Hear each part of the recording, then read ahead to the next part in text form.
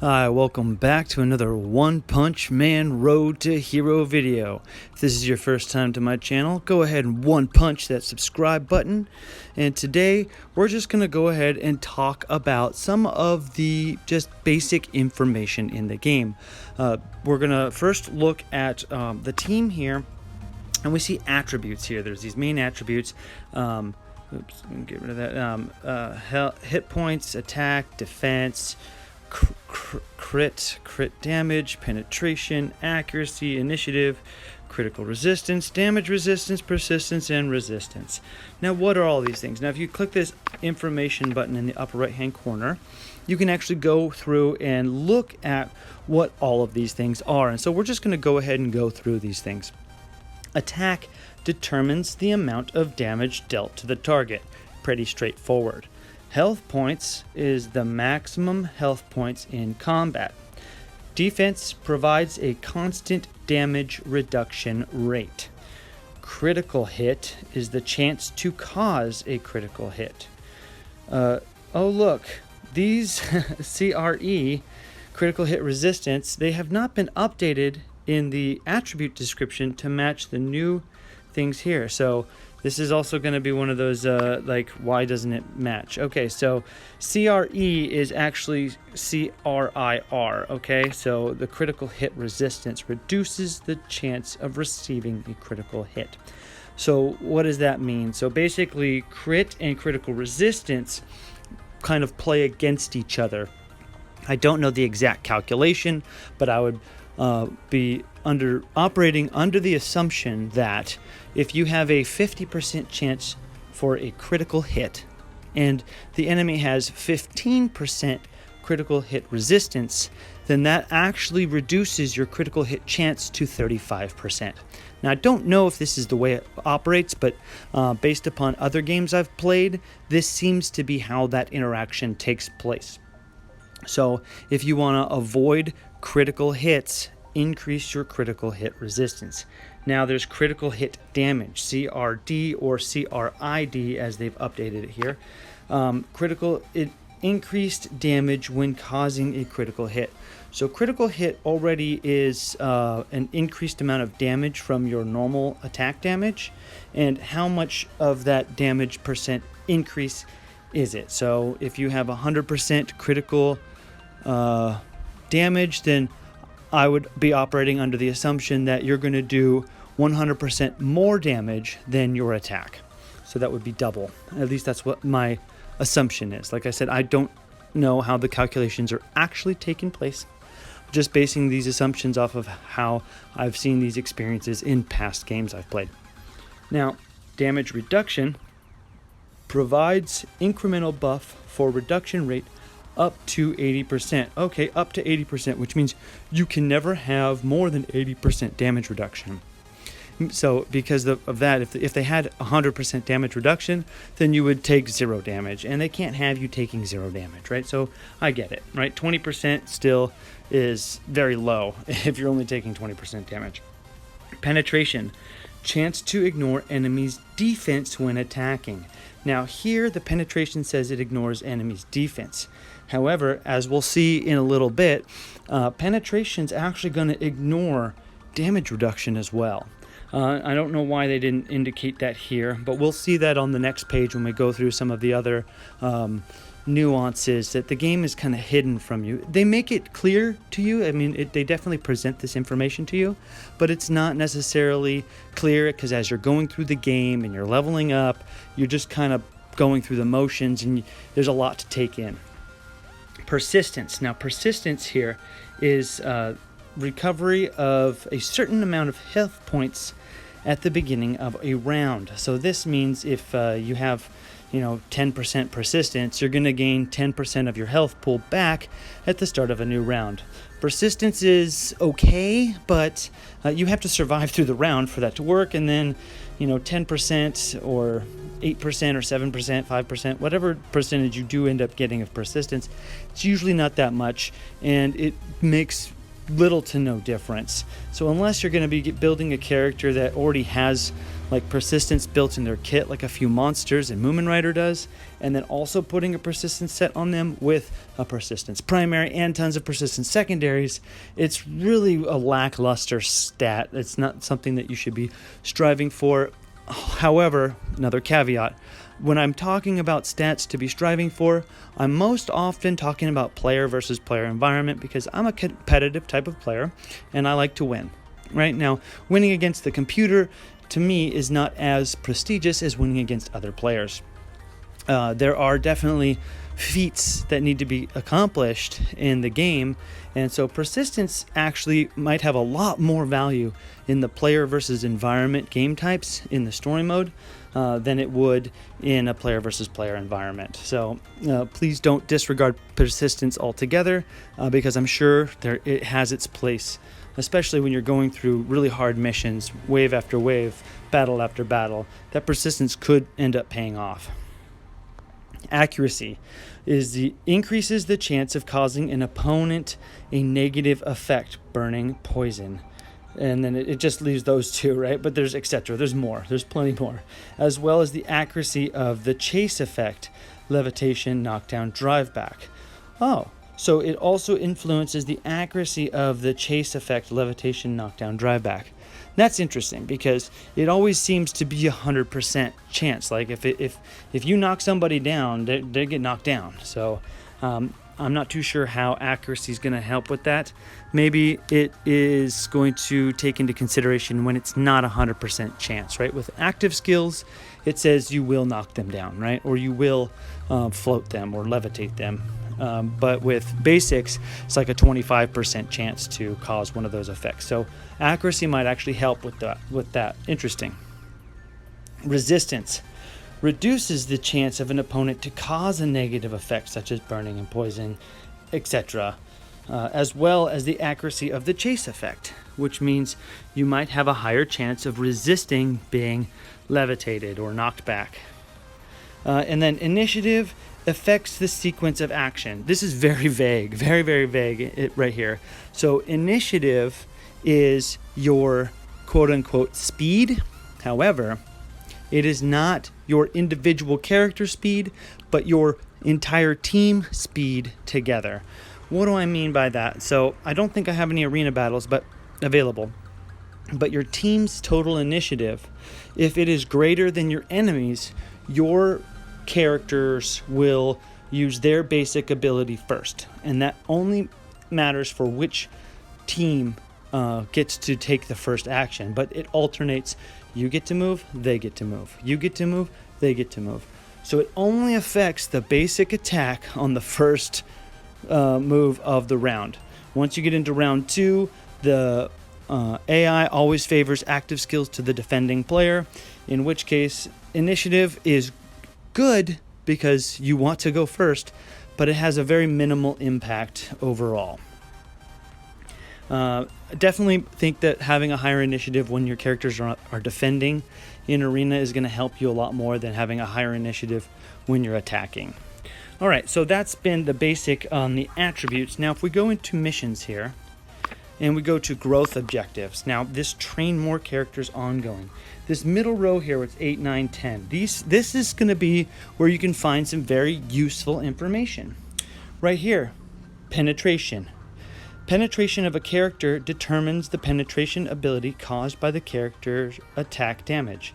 The penetration damage ignores the target's defense and damage reduction, so it is very suitable for attacking the characters of high defense. Okay, so this is what I meant about, we'll see earlier when we read penetration, it says it ignores defense. Well, it doesn't just ignore defense, it ignores damage reduction. So any character that has damage reduction stats added onto them, it means nothing against penetration. Penetration is probably one of the best, if not the best, 2 set for any attacking character, the Serpent set. And if when in doubt, use penetration. That's been my motto so far, and it hasn't steered me wrong. There are plenty of instances when you might want to use crit chance over penetration, depending on the character's kit.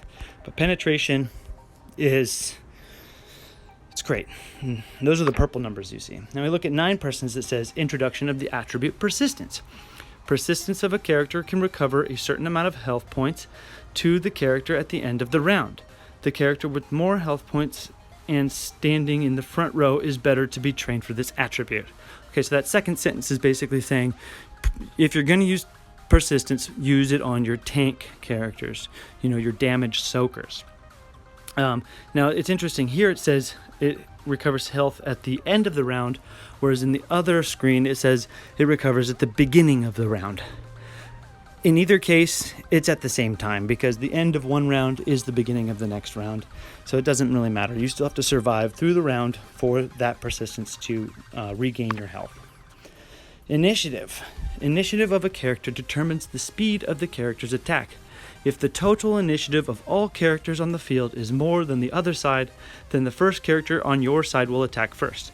So there it is. That it tells you much more in depth here than in the other screen.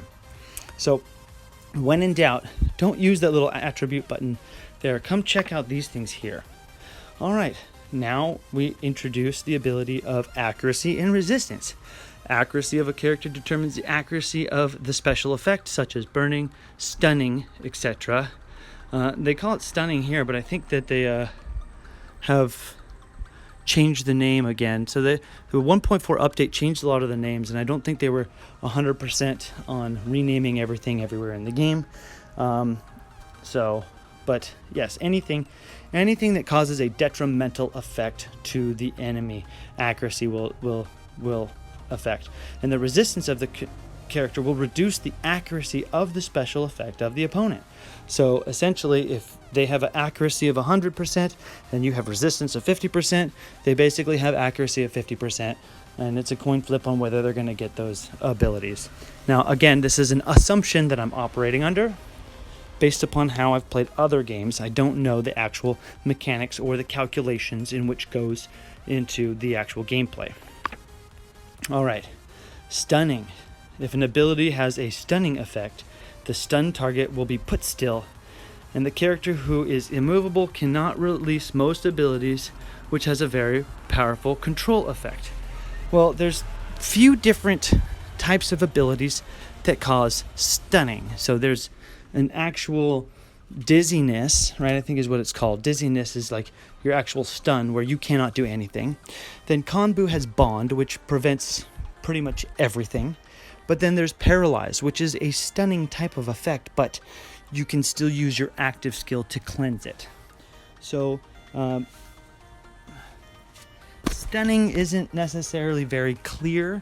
However, stunning effects are great, especially in the case of Konbu with the bond, because that is, Konbu's, if we're going to talk about tier characters, Konbu is S tier. He's the only S tier 2-star character, I think, that exists because of his bonding. Now we're going to keep moving down. Here we have the introduction of taunt. If the ability has a taunt effect, during the taunt, the enemy skill target will attack the taunted character first, so using the taunt at the right time can protect the dying characters. Yes, using it at the right time. The AI is never going to do it at the right time, so having taunt on the defense may not necessarily be a good thing outside of maybe Wild Monkey, because he at least gives your team defense up for 2 rounds at the very beginning. However, he is a 1-star character. I urge caution when investing in any 1-star characters, unless you don't have any good 2-3-star characters early on. The Blizzard Bunch is a great team to invest in. So taunt is pretty straightforward. However, every taunt I've seen only lasts for 1 turn. So like I said, the AI, if they use taunt as like the very end of the round, it's going to taunt against nobody and then disappear. So I kind of wish taunts would last for more than 1 round, just because of that kind of interaction that is very likely to happen. All right, so moving on, we have burning and bleeding. Now, I'm surprised that burning, bleeding, and poison were not all lumped together, and we'll see what the differences are in just a moment. If the ability has a burning or bleeding effect, it can add a burning or bleeding debuff to the target. At the end of the round, the character with the debuff will receive the damage. The higher attack of a character has, the higher the damage caused by the debuff. So it's very unclear how it's read, but I believe this means the higher the attack of the character applying the burning and bleeding, the higher the damage at the end of the round. And I think that's the exact same thing for poison, right? But it's just worded differently. If the ability has a poisoning effect, it can add a poisoning debuff to the target. At the end of the round, the character with the debuff will receive the damage.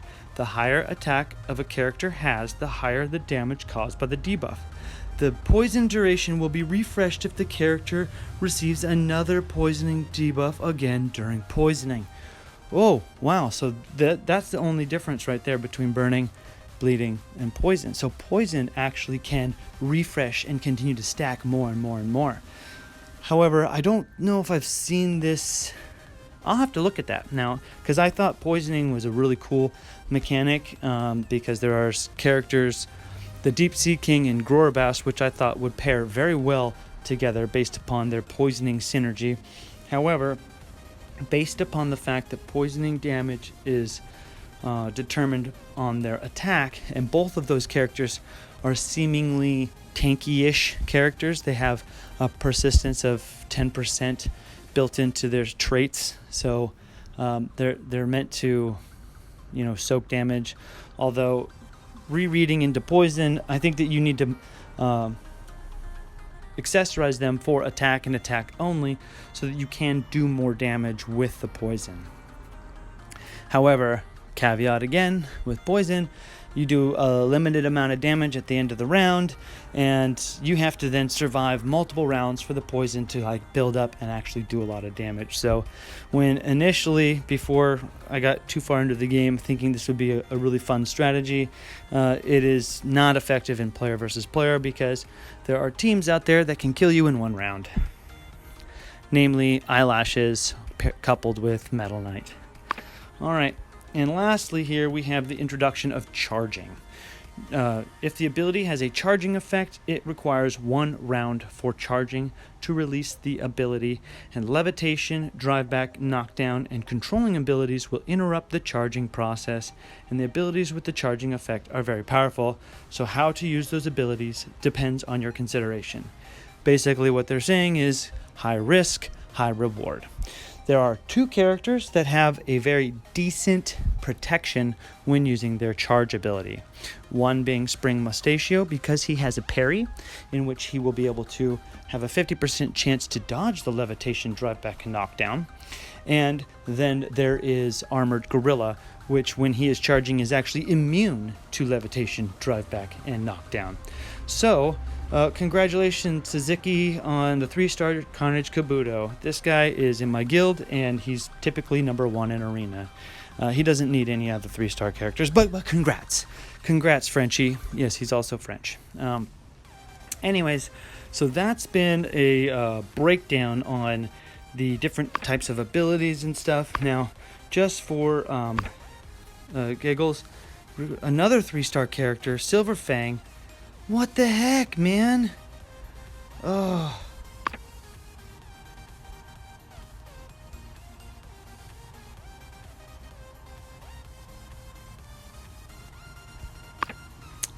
Man, I want Silver Fang. Here, I've got some dice. So to finish this video off, we're going to go ahead and roll some dice and talk about Psych Dice and Reverse Dice. Psych Dice are not that great. I mean, they help you pick your target. Reverse Dice are awesome because you can keep backing up over and over and over on this tile. Now, since I don't have... How is he getting all these characters? 3-star Child Emperor? What the heck? Why can't I get this kind of stuff going on for me? I'm going to have to ask him how much he just spent. How many... Because that's insane luck there. Insane luck. So I'm going this way because I just want to... oh, cool, I got a Bowfly shard. Awesome. I have 6 now. I feel like I'll never unlock him, except the mission. So what we're gonna do is we're gonna go in around this way because we can collect more Psych Dice and Reverse Dice. Psych Dice at the dojo. No, did I accidentally just use a Reverse Dice? Oh my god. Oh, that really sucks. That really sucks.